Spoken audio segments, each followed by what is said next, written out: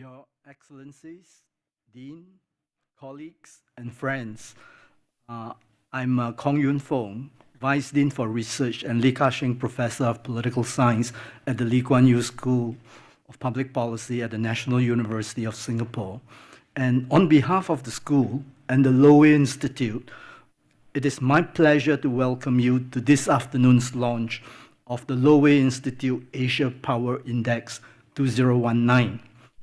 When Dr. Michael Foley Love, Executive Director of the Institute, approached us about participating in this launch, we said yes immediately and enthusiastically, not only because Michael and I go way back to his Oxford days, but primarily because I'm a real fan of the index.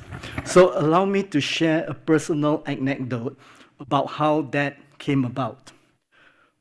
Last year, this time, I was struggling to write a paper for the British journal International Affairs on how power in world politics has changed in the last 100 years.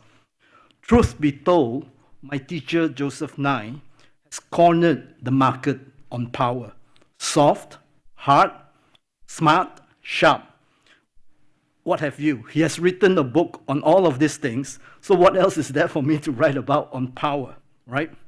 As I did my research, I stumbled upon the Lowy's just released Asia Power Index and their findings, on which Michael and Hervey and Bonnie will regale you later. They resonated so seamlessly and brilliantly with my evolving ideas that the index occupied a very prominent place in the eventual essay. Without the index, I think the essay would have been much more woolly and wishy-washy. Now, I marveled at the methodological rigor, the transparency, and the gumption of the index. Let me just say something about the gumption part. All measures of national power face a vexing conundrum. And that is, when you say that country A has X, Y, Z power, it begs a question. Does that tell us anything about its ability to achieve the political outcomes that it wants? In other words, is power like money fungible? The answer by the leading theorists of power is yes, but only to a very limited extent, because so much depends on the issue or the context. Having nuclear weapons, for example, is not much help in persuading OPEC to lower its oil prices. Right. The Asia Power Index seems dissatisfied with this issue-oriented way out of the problem, preferring instead to confront the challenge head-on by going beyond just relying on our traditional measures of power resources, such as the size of the economy, military spending, and so on. And they do this by coming up with measures for 4 types of influence, not just resources, what they call cultural influence, diplomatic influence, defense networks, and economic relationships. So if you score high on these measures, you are presumably better at converting your resources into desired political outcomes. And Lowy had the nerve to combine these measures of influence with the traditional measures and then sum them up into a single metric for each of the 25 countries that they treat. This is a very impressive achievement for those of us who study these things. The index tells you about A's ability to achieve its outcomes better than most similar studies out there. Let me end then on a slightly different note. As I worked on my essay, I had to settle on an acronym for the Asia Power Index instead of repeating it every time. The acronym happens to be API or API. And for those of you familiar with Bahasa Indonesia or Malaysia, API means fire. Although I would wish otherwise, You have to wonder whether this might be an apt metaphor for the geopolitics of Asia in the decades to come. On that somber note, I'll better hand over the stage to Dr. Michael Fulilove.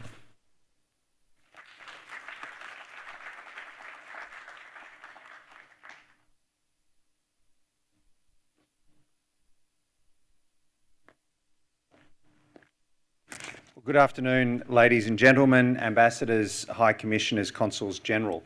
First of all, thank you very much, Professor Kong Fung Yuan, Prof Kong, for that kind introduction. As Yuan hinted, he was one of my professors at Oxford, one of my favourite professors, and it's delightful to see him again today. Thank you for what you said about the gumption of the index. That's something we pride ourselves on, is gumption and ambition and a bit of audacity. Thank you for pointing out, I know that the Singaporeans always love acronyms, so I knew that you would come up with something like API. Thank you for pointing out what it means in Bahasa, API.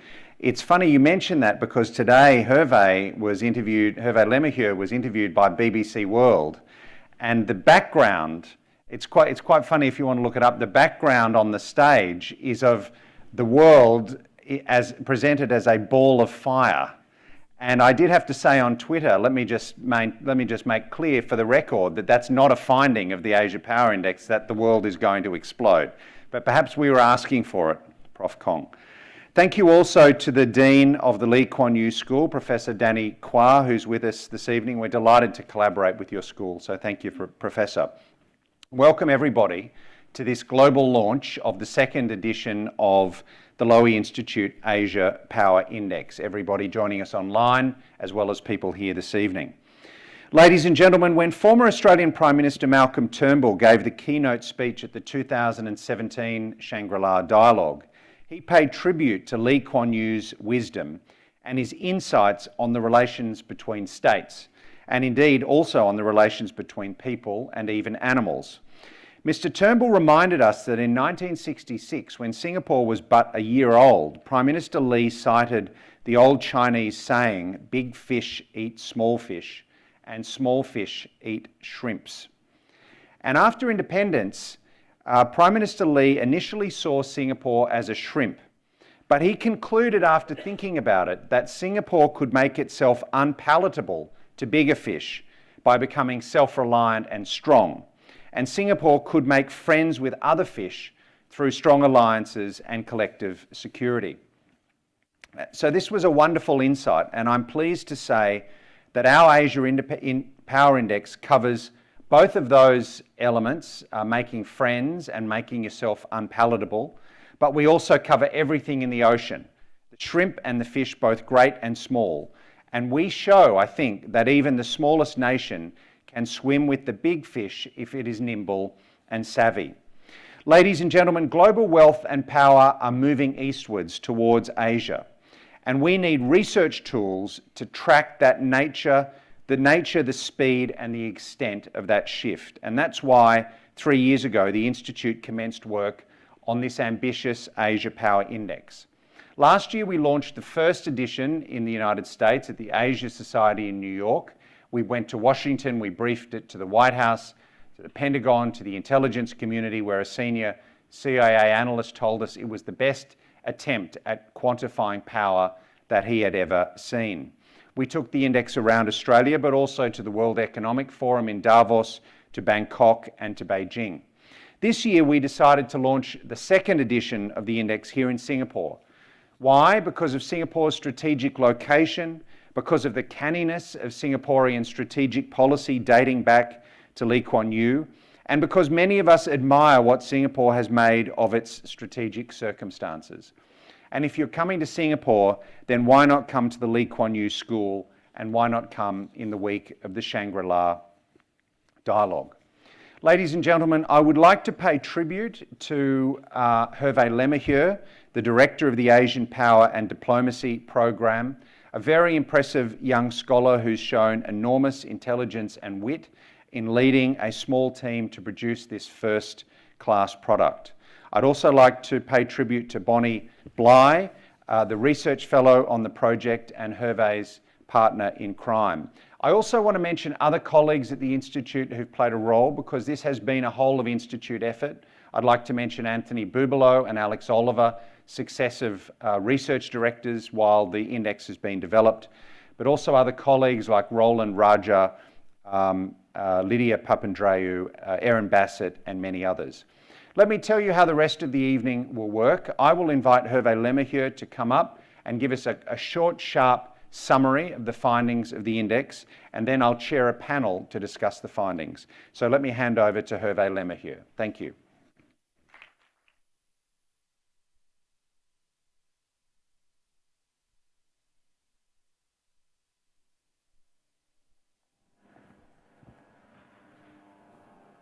Thanks very much. So it's time for the big reveal. The screens are descending in a very sort of slow but suspense-filled manner. In the meantime, let me just tell you, we know that Asia's economic transformation is changing the distribution of power globally. We didn't know how fast, we didn't know in what domains of power, and we didn't know where this would lead. But it's very clear, even if you look at GDP, in 1995, 4 of the largest 5 economies globally were situated in the transatlantic space. And they were the United States, followed by 4 of its treaty allies. Today, 3 out of the 4 largest economies are in Asia. China, if you take it at purchasing power parity levels, has already exceeded the US in economic size. India is the 3rd largest economy globally, and Indonesia will level Germany by 2023. And in parallel, we know that there are tensions brewing in our region, which will determine the course of war and peace in the 21st century.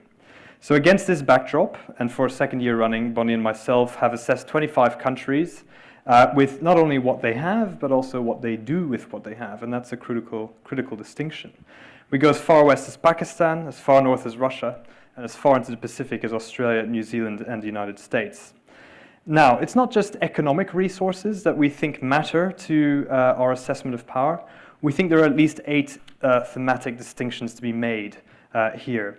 We have military capability, we have resilience, by which we mean the capacity to deter real or potential threats to state stability. That's particularly pertinent for the shrimp out there. We've got future resources, which looks at the projected distribution of economic, military, and demographic resources. Why? Because that already impacts our perceptions of power today. And as I said, it's not just what countries have, it's what they choose to do with what they have in terms of diplomatic networks, in terms of their economic relationships, in terms of their defense diplomacy, and finally, but certainly not last, in terms of their cultural influence. So we have 126 indicators, 30,000 data points, and when we map all of that, we come to an assessment of the distribution of power in Asia, which looks something like this. Now, 3 big trends before we move into the country results.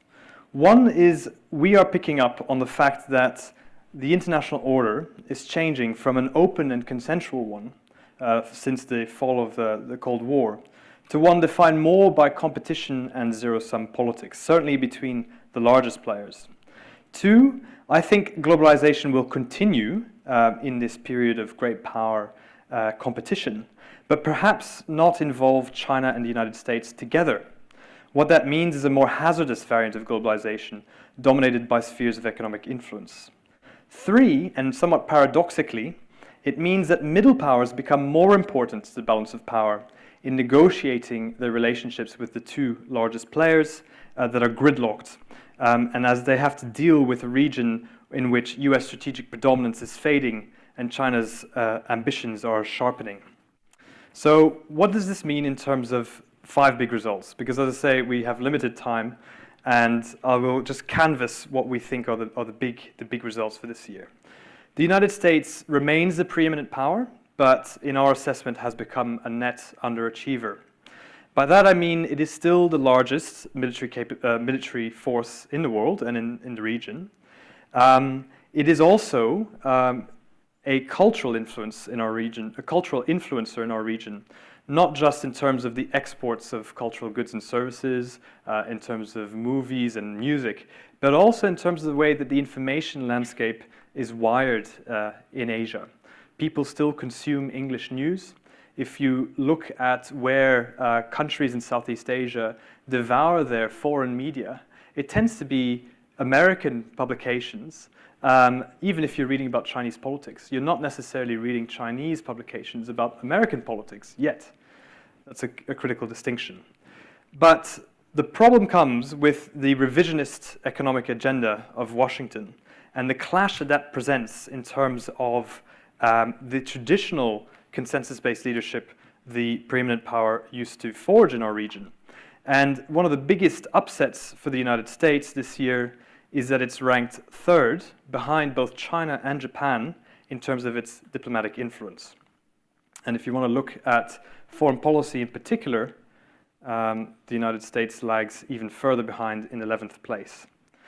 And on top of that, as Professor Kong was already alluding to, in our assessment of the power gap, the United States has become a net underachiever. Now, what does that mean? It means that the US should perform better, according to our model, than it does on the basis of its size and its resources. You'll notice that China is also an underachiever. And it tends to be the smaller players, like Japan, like India, sorry, not India, like Singapore, that tend to be the overachievers in our region because smaller powers band together to pursue their geopolitical interests. And it explains why the region is more than just a two-player game. There are other players here. There are India and Japan in particular, which form a separate placement in our rankings as major powers.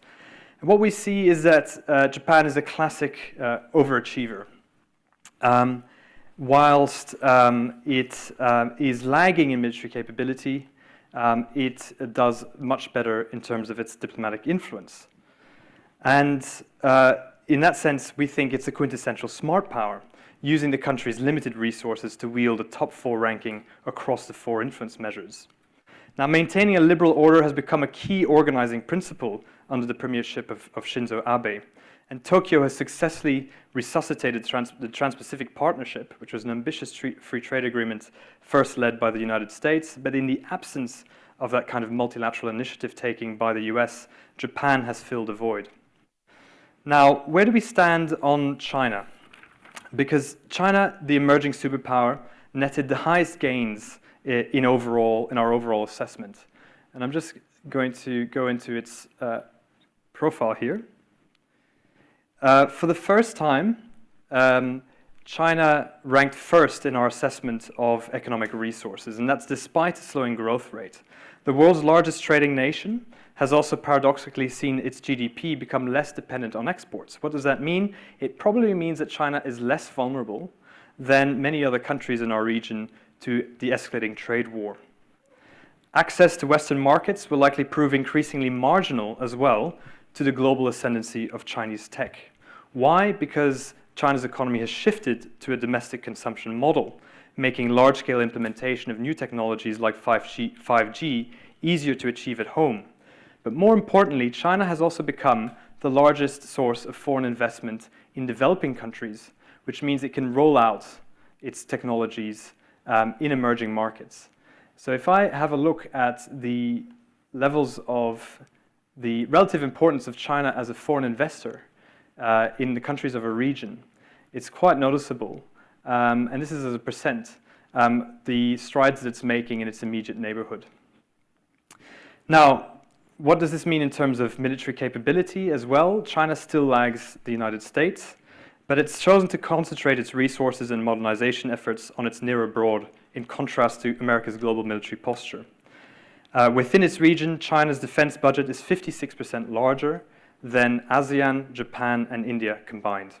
So you can have a look at that here in terms of defense spending. India is another quite interesting result. What it lacks in influence, it makes up for in scale. And I think the best comparison or point of comparison is with Japan. So if I go to Japan and I compare it with India, the two powers almost present mirror images of each other. Japan is an overachiever in terms of cultural influence, in terms of its defense diplomacy, in terms of its economic relationships in the region, and even in terms of its diplomatic influence, where it's ranked second. India ranks highest in terms of the sheer scale of the economic size of the country. Its military capability is ranked fourth. Its resilience is ranked fourth as well. And its future resources are bright. It's going to add over 200 million people to its working age population by 2045. Where it lags, however, is in diplomatic influence, where it's down by 2 rankings. In economic relationships, which suggests that Narendra Modi's Act East policy lacks substance. And in terms of its defense diplomacy, we know it's a non-aligned country, but it's meant to be doing more even in terms of its non-allied partnerships. What about other countries that have done well? It's notable that North Korea has made the most gains behind China. The nuclear power jumped 5 rankings in diplomatic influence just in the last year since the first summit took place between the United States and Donald Trump and Kim Jong-un.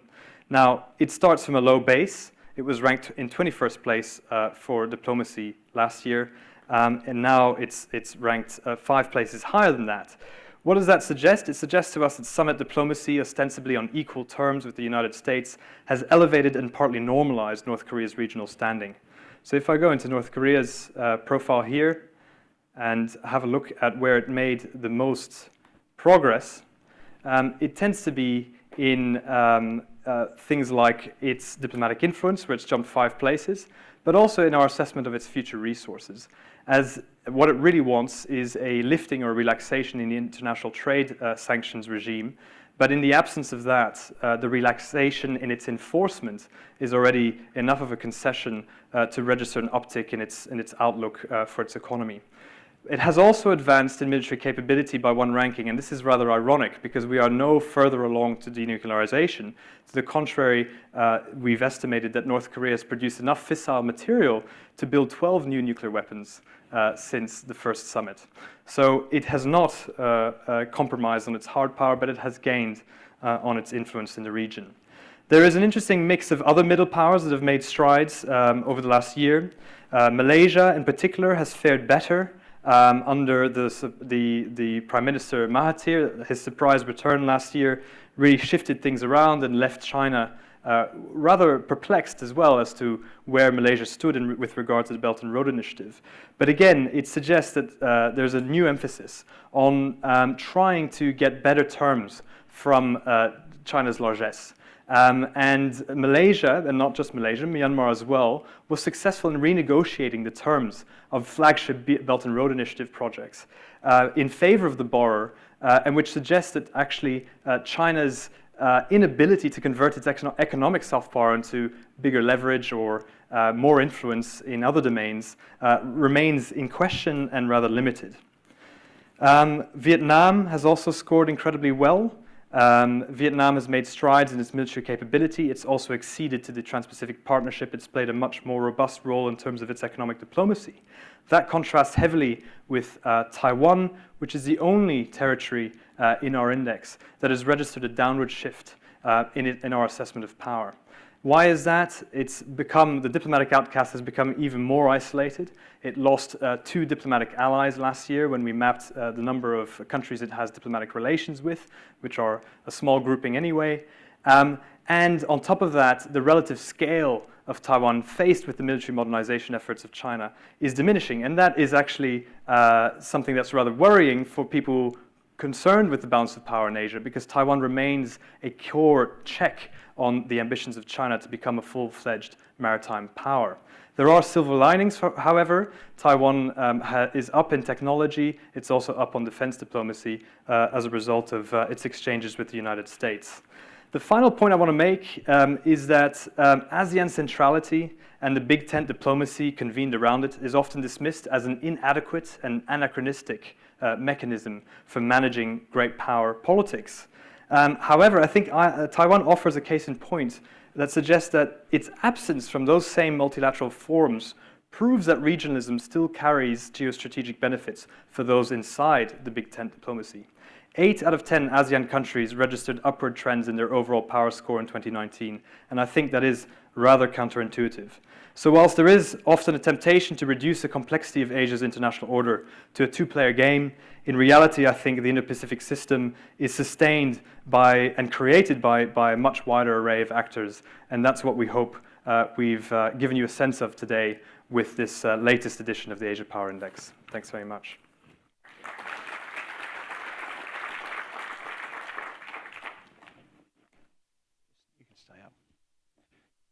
Terrific. Thank you, Hervé. I think you got a sense of both the insights that fall out of the index, but also the richness of the interactive version of the Institute. And let me encourage anyone who's interested to check out the URL, check out the index at power.loweyinstitute.org, because you can see just in the way that Hervé manipulated it, the ability to play with it, to change the weightings if you wish, to compare individual countries, to dig down to the indicator levels is very impressive.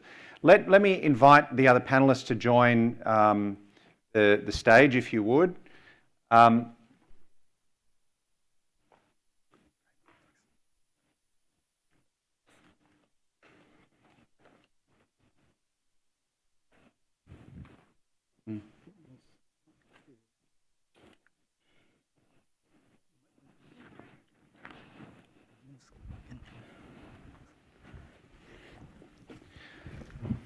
Hervé, just while I'm introducing people, you might want to just bring up the overall rankings, if you wouldn't mind. All right, ladies and gentlemen, we have a great panel to discuss these findings. To my left, we have Prof. Kong. Prof. Kong is the Li Ka-shing Professor of Political Science at the Lee Kuan Yew School, a well-known expert on international politics, US foreign policy, Asian politics, and political decision-making.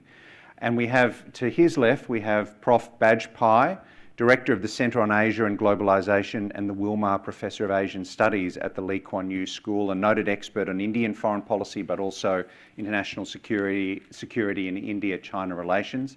To his left, we have Bonnie Bly, the Research Fellow in the Asian Power and Diplomacy Program, and to her left, we have Hervé Lemmerhieu, the lead author of the index. So let me start with the non-institute guests, if I can, because we don't want to talk our own book all night. Let me ask each of Prof. Kong and Prof. Bajpai, what did you make of the overall findings? And perhaps I'll start with you, Ewan.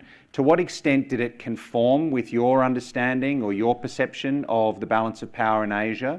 To what extent did it differ? Thank you, Michael. It conforms perfectly with my understanding. That's why I like it so much.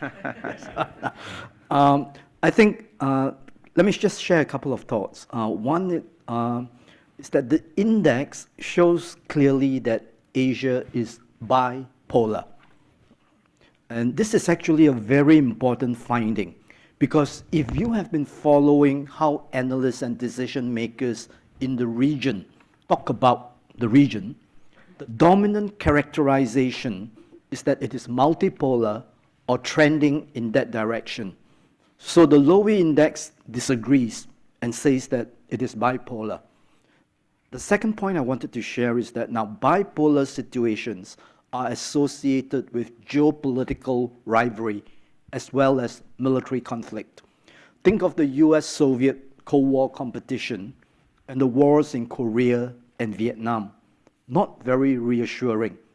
Right? Will this logic then, if this is a bipolar system today, be replicated in the coming Cold War between the US and China? The geopolitical competition, yes, it is happening. For me, this will be a struggle for the #1 position or hegemony in Asia.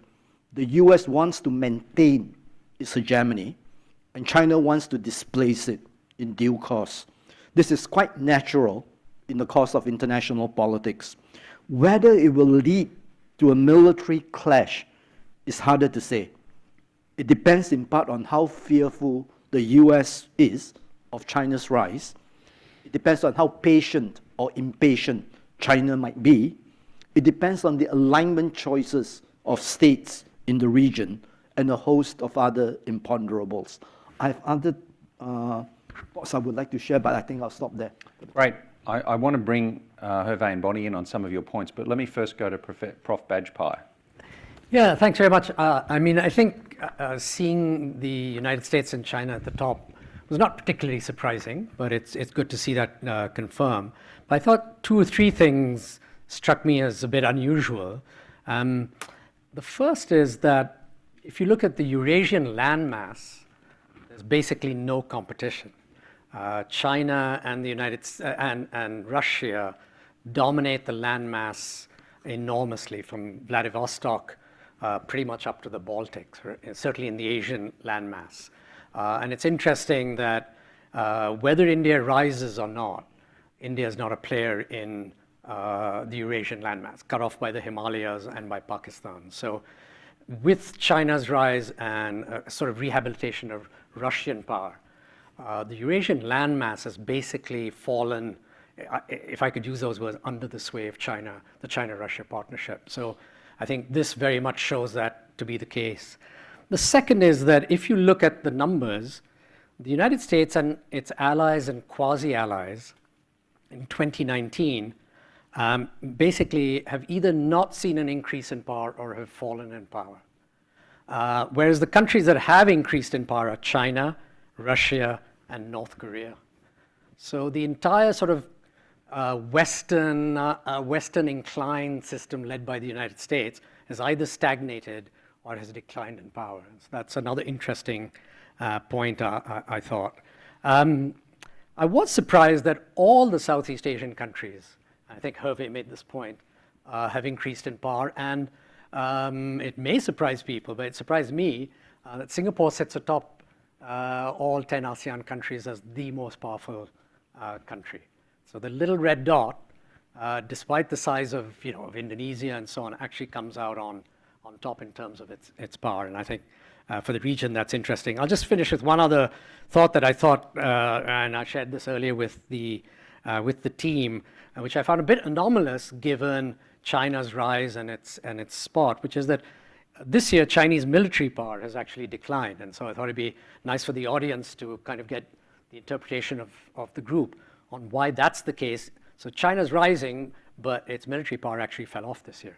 So I'll just stop there. Terrific, thank you. A great set of questions. I might go to Hervé on some of those and give you a shot at some of them. I think the question of the bipolarity of the region and whether this inclines the region towards conflict, perhaps some sort of Cold War style conflict. And of course, we are also seeing the decoupling in many ways of US and China. So Hervé, you might address that. Prof. Bajpai had these interesting points about the Eurasian landmass being dominated by China, a relative decline of the Western inclined parts of Asia compared to China, Russia, and North Korea. And then, of course, Singapore. And I might say that we didn't rig the numbers to complement Singapore because we knew that we were launching it this year. Singapore always does very well, always punches above its weight, to use that phrase for reasons that I might invite Hervé to tell us about. Sure. So thanks, and incredibly interesting remarks there. I'm surprised as well to see the degree to which the sort of, as you call it, the Western inclined bloc has remained stagnant. In some sense, it's what we know. We're talking about developed markets who are not growing at the same rates. Other than Australia, these countries are no longer growing demographically either.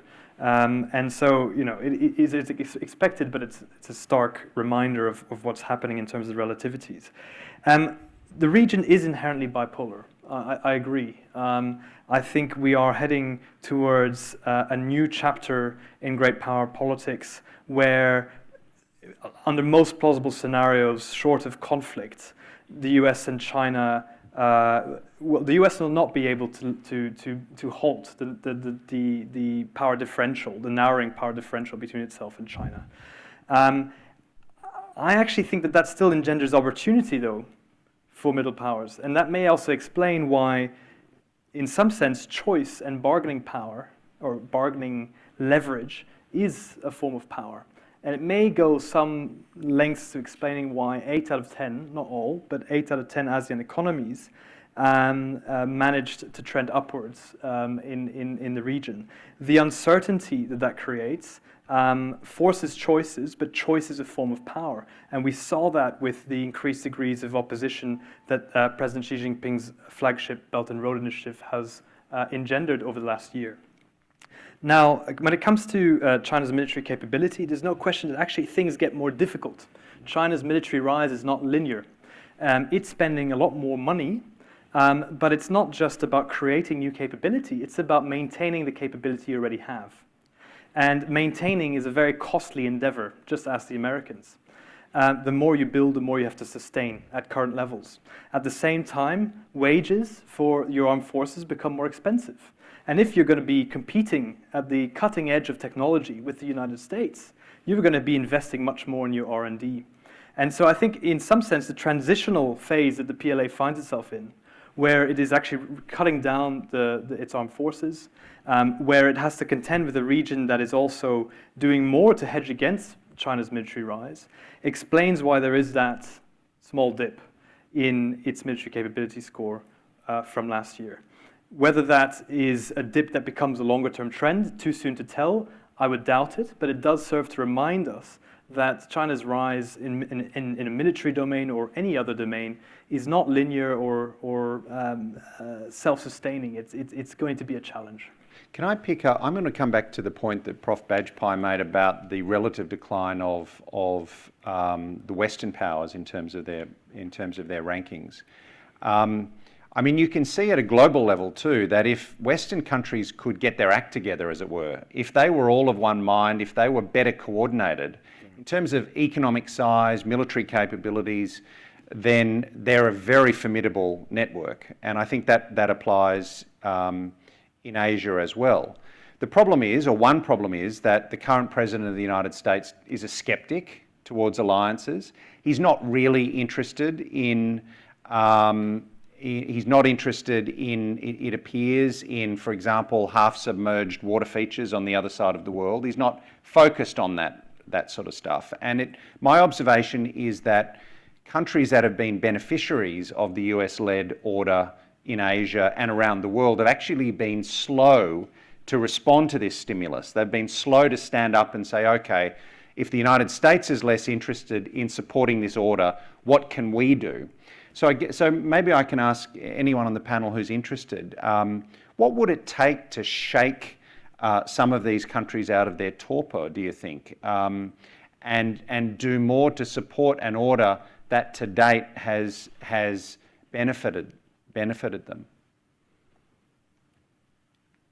You mean the countries in Asia? Yep. Okay. Actually, I mean, we are seeing Japan step up in yes, certain ways. Yep.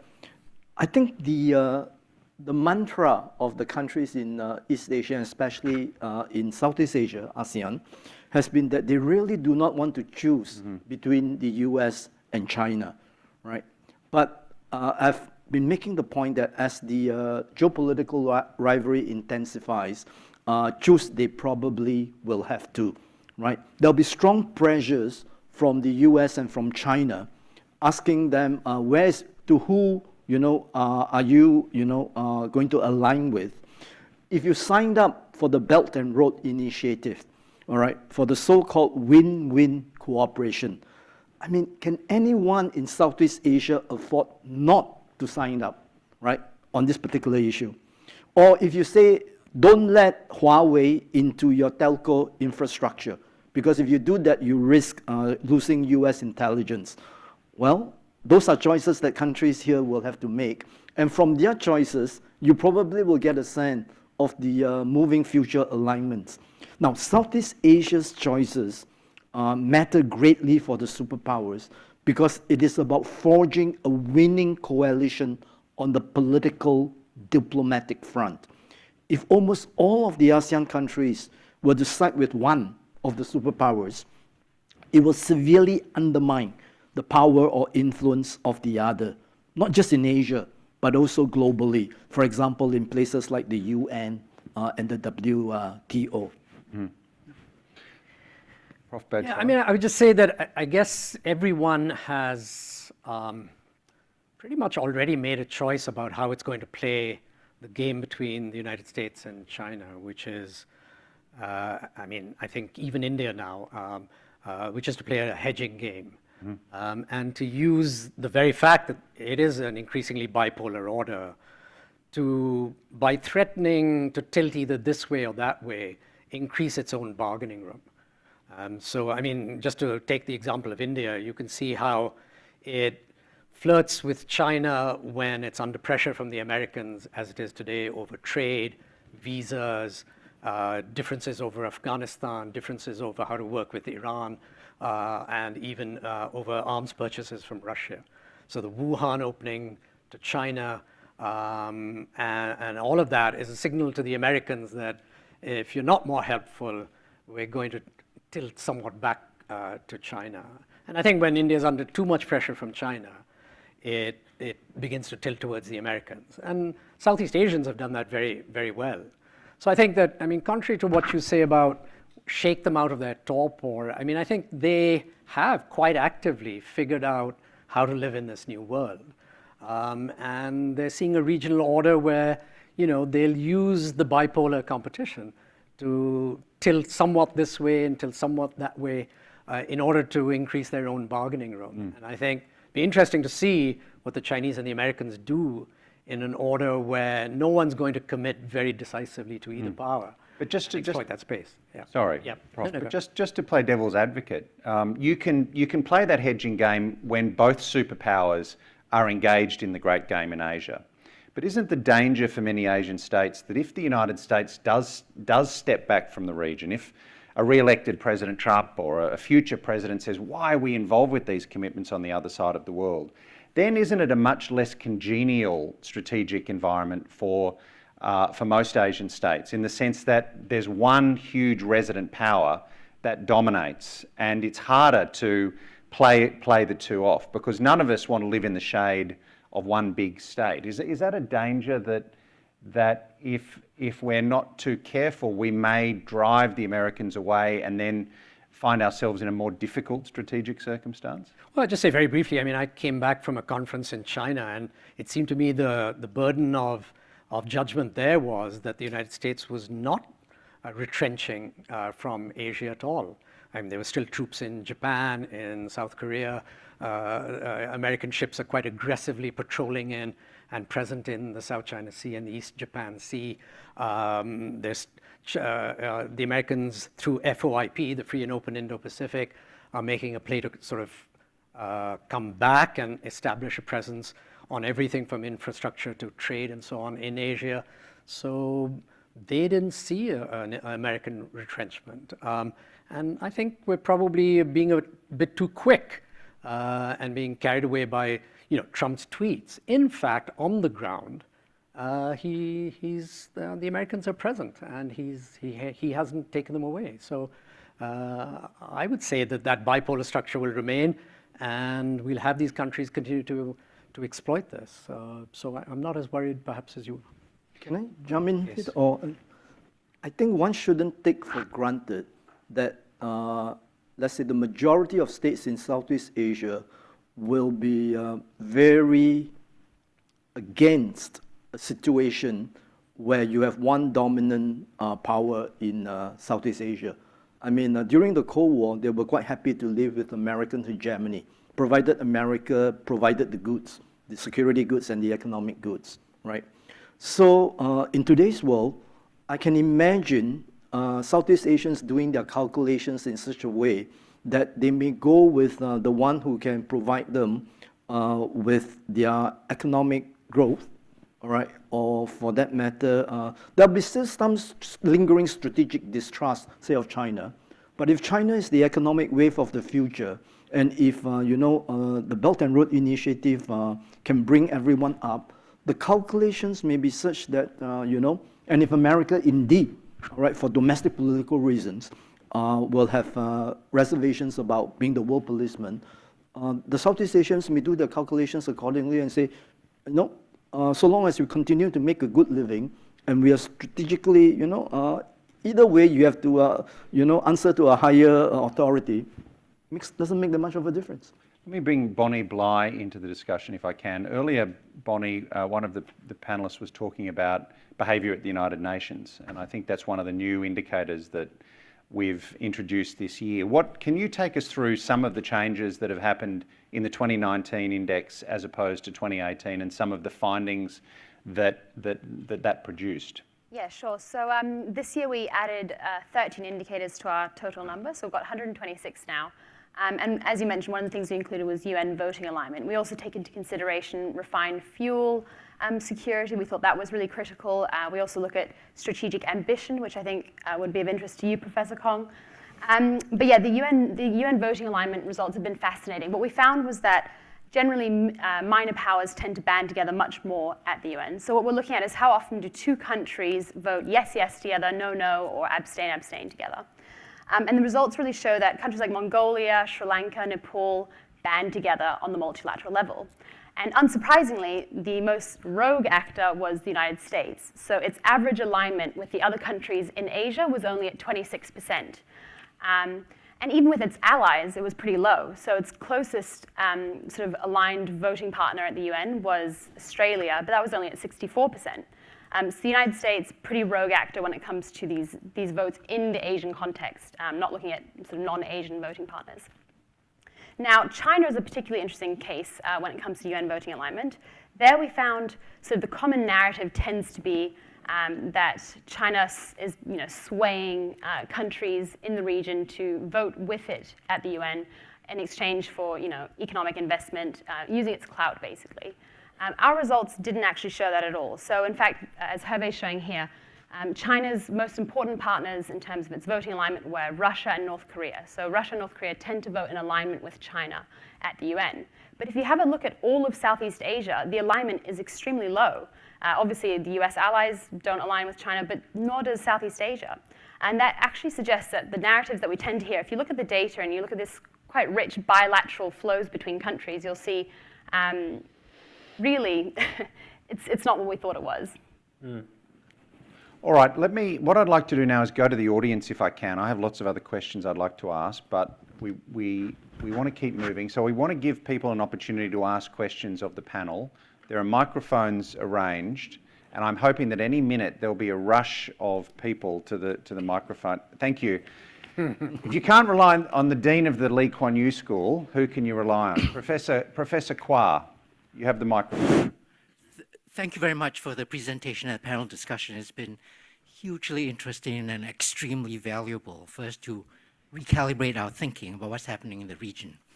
I wanted to pick up on one of the remarks that Hervé made early on in the presentation, and that has figured implicitly in some of the panel conversation.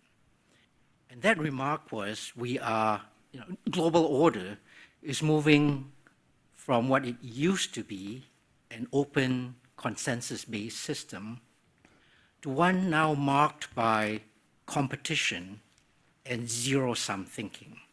I hope I'm not misparaphrasing, but I think those are some of the key phrases you introduced into this. And I am curious how we go from the understanding of what's happening in terms of the API, Asia Power Index, to that kind of a statement. So 3 points I might make in particular. First is, competition is of course not synonymous with zero-sum outcomes. Competition in a marketplace is good. Competition in the globalized trading system is good. Competition among universities is good. We're all driven to higher levels of achievement. So I'm curious about how you see the outline of this identification of greater competition and zero-sum thinking. The second point I might make is that this comes tantalizingly on the heels of the statement about how we're moving from a transatlantic dominated 4 of the 5 largest economies world to one where the center of gravity, as it were, is more in Asia. And I'm curious if there are connections to be made there. I'll just leave it at. Terrific points. Hervé, do you want to kick off? Yeah, absolutely.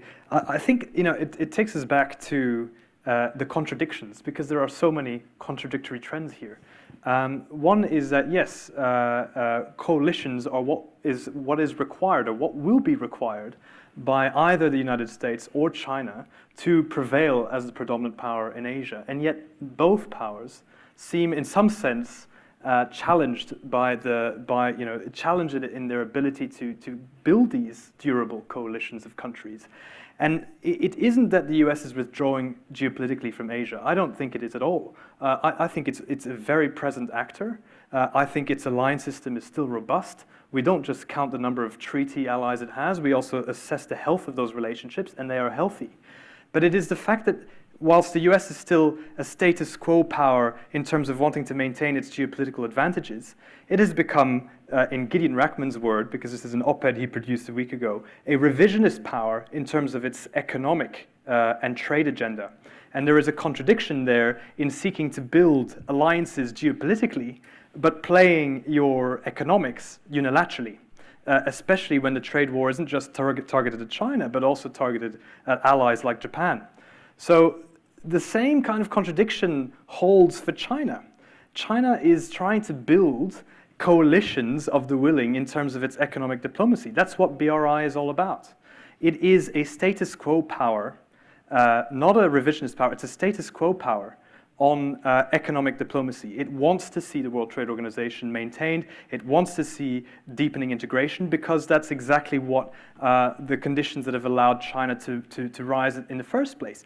But it has become a revisionist power geopolitically. And insofar as it's a revisionist power geopolitically in the South China Sea, with 11 neighbors that it still has outstanding boundary disputes with, or legacies of conflict with, there is a trust deficit confronting China as well. So these are contradictory trends, and I think, again, I would make the slightly counterintuitive argument, in the absence of either superpower to build durable coalitions, in the presence of the contradictions that exist in their foreign policies, there is actually room for maneuver here among middle powers. But middle powers will have to play a much smarter game to maintain their comparative advantage. We've seen that from Japan. We're not seeing it from every country. Would anyone else like to jump in on those? Prof. Well, Bajpai? I mean, just on Danny's point, I mean, I think you can see that when the United States and China is competitive, it doesn't necessarily close off all the space, and is not necessarily all negative for smaller powers. Because as I was trying to suggest, they're exploiting it. They're trying to exploit both powers to their advantage. I think Yun-Fong thinks that the polarization is going to force smaller countries to choose, and that would in fact be not such a great outcome. But we'll have to see. I mean, there's a balance between whether they're inclined to do that or whether they're clever enough to exploit the distance between the two powers to their advantage. And I think that's going to probably vary, and their diplomatic smarts are going to show in whether they can exploit that. So I think that's so I think, and one could make a larger argument about the benefits of competition even between the United States and China, which is just to say that, you know, in the effort that national societies have to put into competition, I mean, they improve their efficiencies and competitiveness and so on. They get more integrated societies and so forth. So competition between great powers may not all be bad, you know, if they don't exceed certain limits. Yes, Aaron Connolly, IISS. Thanks, Michael, and thanks, Hervé and Bonnie, for another great product with this year's edition of the Asia Power Index. I have a question for both of you. I think one aspect that perhaps gets lost in this region when we talk about the decoupling that we've been seeing emerge over the last couple of years is human rights. And I'm curious as to how two countries in particular that have had human rights issues over the last couple of years have fared in the Asia Power Index, and that's Myanmar. With 10,000 Muslim Rohingya having been killed in Rakhine State. Has that affected Myanmar's soft power at all? And Bonnie in particular, has it affected voting at the UN in terms of who aligns with Myanmar, that sort of thing? Sanctions, economic sanctions, has that affected them at all? And then the bigger one, which is China and the 1 to 2 million Uyghurs who are interned in Xinjiang. Has that affected China at all, or have people just overlooked that? Has it affected their power, their measures of soft power, anything like that? Thanks very much. fascinating. So I think on Myanmar, it is actually, Aaron and I share a Myanmar interest. It is, you can actually see a small, let me just try to find it, it's so tiny. And that's already half the story of Myanmar. It's such a large country, and yet it's such an underperformer in the region because it's so inward-looking. Its strongest performance, I think, is in military capability, but its military capability is geared at domestic security threats, not trying to compete with powers outside of its borders. And I think what we've seen is, if you want to look at some trends, that Myanmar has dropped in terms of its cultural influence and in terms of its diplomatic influence as well. And where is that coming from? It's coming from a diplomatic network, which takes on board things like the efficacy of embassies. Sorry, it's just a lot of data points here. But also it's multilateral power, where we have looked at voting alignment in particular, and that is also, so it's trending down for that. Now, I mean, it raises a bigger question, because I think Myanmar is the only country in Southeast Asia to have had over 60 years of uninterrupted internal conflict. And why is that important to our assessment of power? Because you need to be able to have domestic governance in order to be able to, as a baseline, in order to be able to compete and advance your interests abroad. In the absence of institutional stability, you actually, or a country, becomes more vulnerable to being influenced from abroad. Myanmar has a long-standing history of proxy warfare from Thailand, from China, and now proxy warfare in terms of being supported by organized crime, so it's not all state-based. But all these things are debilitating. Now, coming back to China, it's exactly the same. The exact same principle applies. So one of the 8 measures of power, and I always think it's the most underappreciated, is this concept of resilience that we've got. Because by that we mean the ability of countries to withstand threats to their stability. And one of the core pillars of that is something called institutional stability. Why does it matter that China's confronting atrocities in Xinjiang from our perspective? I mean, it matters in terms of human rights, it matters in terms of value-based diplomacy, but it also matters because a large proportion of spending towards security in China is actually geared at a domestic threat as opposed to an external threat. And things become more difficult. So one of the conclusions we make is that the biggest challenge to China's rise is not necessarily the United States, it's itself. It faces distrust in the region. It also faces internal challenges, such as the fact that it has these conflicts taking place, its heavy-handed response to them, but also fundamentally, demographically, it's an aging society. And that means that its working age population will diminish by about 158 million people by 2045. That means a far less productive workforce. That also means that the burden of expectations on the Communist Party changes towards enhanced public goods as opposed to so as a huge economic growth rates. So we think the challenges for China are substantial, and they add to its probably the fact that it could probably level with the United States, but not necessarily surpass the United States as being the undisputed leader in our region. Bonnie, I want to give you a chance to speak as well. Yes, so what you raise is quite interesting. So you're suggesting that Myanmar's voting alignment would have generally gone down in the region as a result of the human rights atrocities. And as Hervé mentioned, the results show it does slightly, yes. But in general, it still has a really high result. And that's because its neighboring countries still band together with it. And often the UN voting patterns can be quite benign depending on the issue. So in many cases, you'll find it doesn't matter what the issue is, they will band together.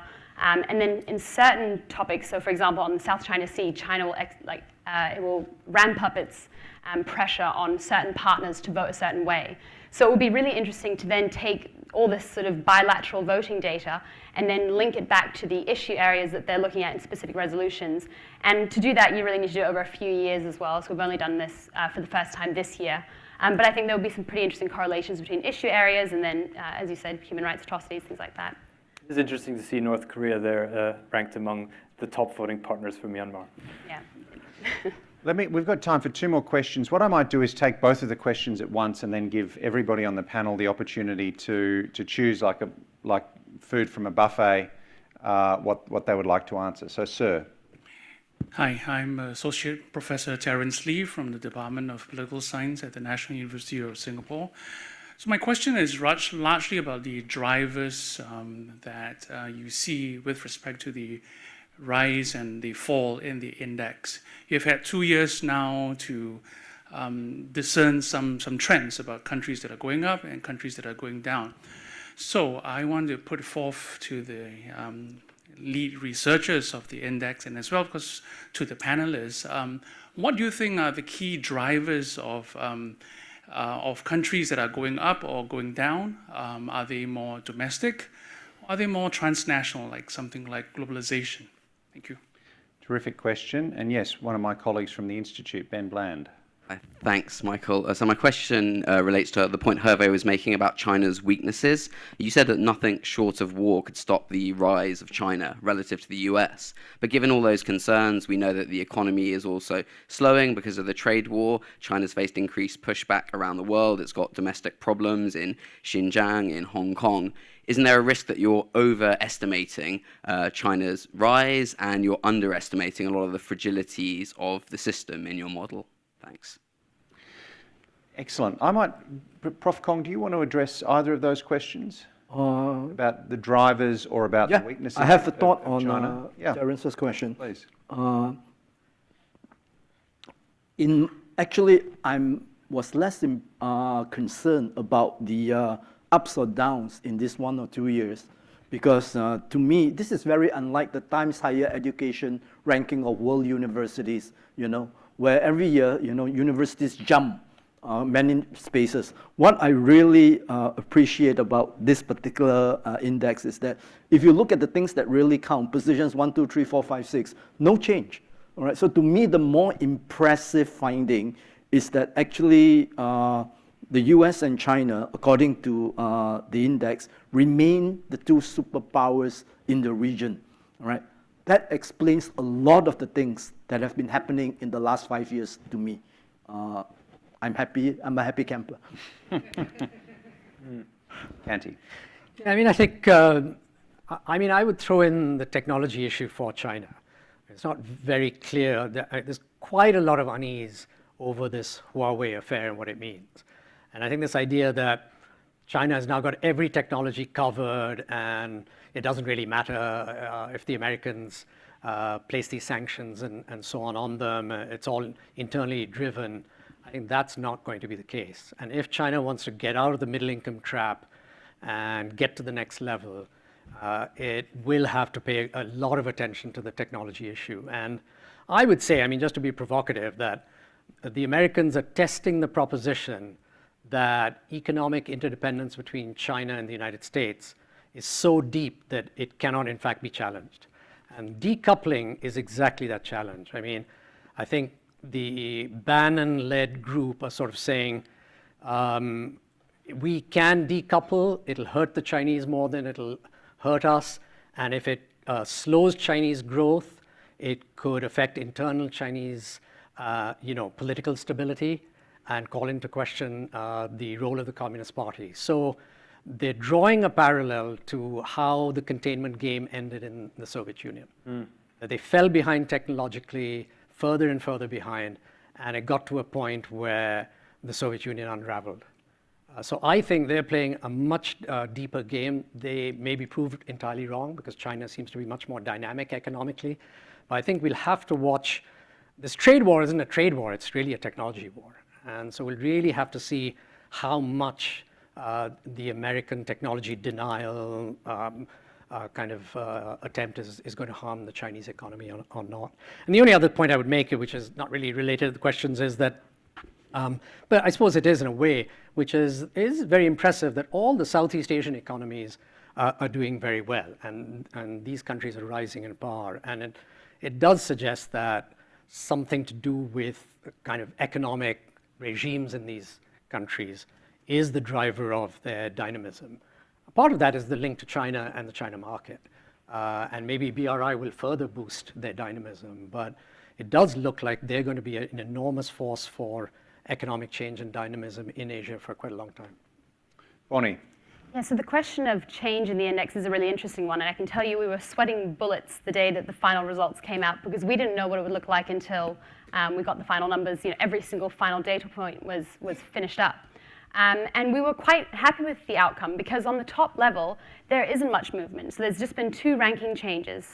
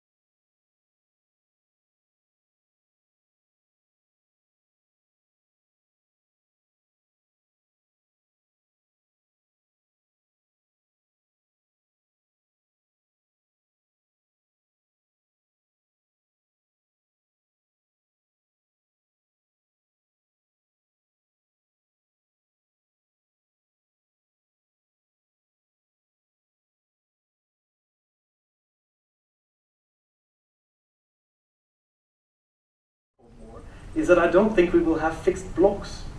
I think Southeast Asia and the region will remain promiscuous between 2 superpowers locked in rivalry with each other. And as far as both superpowers have an inability, politically, structurally, to build these coalitions, there will be opportunity for others to on the uncertainty. Ladies and gentlemen, we've run out of time. I think you can see we've only scratched the surface. There's so much information and data that you can take out of the index. I would encourage you to look at it, to play with it, to put it on your laptop, to procrastinate. Don't work on your essays. Explore the power index instead. Sorry, Prof. Kong. I want to thank a couple of people. I want to thank again Danny for hosting us today, and Prof. Kong and Prof. Bajpai. It's wonderful to be here at the Lee Kuan Yew School talking about big fish and small fish and shrimps. And I particularly want to thank again Hervé and Bonnie.